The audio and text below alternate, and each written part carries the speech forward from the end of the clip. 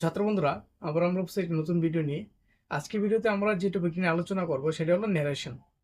এবার ন্যারেশন কথাটির অর্থ হলো বক্তব্য বা ন্যারেট করা। কেউ একটা কথা বললো সেটা এসে বলা। এবার কারো একটি বক্তব্যকে আমরা দুইভাবে এসে এক্সপ্রেস করতে পারি। একটা হলো, ধরো কেউ বললো আমি আজকে আসবো না, তো আমি এসে বলে দিলাম যে উনি বললো আজ আমি আসবো না। এবার এটাকে আমরা ইনডাইরেক্টলি বলতে পারি, মানে ঘুরিয়েও বলতে পারি। কিভাবে বলতে পারি যে উনি বললেন যে উনি আজ আসবেন না। চলো এবার এই ব্যাপারটা আমরা একটু বোর্ডে লিখে বোঝার চেষ্টা করি।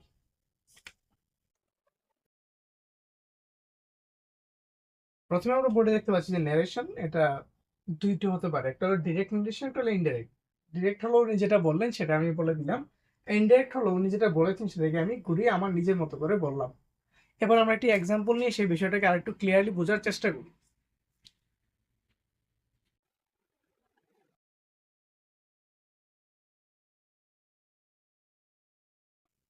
এবারে আমরা বোর্ডে লেখা এক্সাম্পল দুটোর দিকে একটু লক্ষ্য করি। প্রথম সেন্টেন্সটিতে বলে যে রাজু বলল আজ আমি আসবো না। এবার এখানে আমি শব্দটি দ্বারা কিন্তু আমরা রাজুকে বোঝাচ্ছি। এবার রাজু নিজেই আমি বলেছে, তাই আমরা ডিরেক্ট তার কথাটাকে কোট করে নিয়েছি যে আজ আমি আসবো না। এবার এটাকে আমরা ইনডাইরেক্ট কিভাবে বলবো, যে রাজু বলল যে, এই যে কমাগুলো উঠে গিয়ে আমরা শুধু যে লাগাতে হবে, যে সে আজ আসবে না। এবার এই বিষয়টাকে আমরা কিন্তু ইংরেজিতে লেখার সময় এইভাবেই লিখবো। এবার চলো একটা ইংরেজি এক্সাম্পল নিয়ে সেই বিষয়টাকে আমরা একটু বোঝার চেষ্টা করি।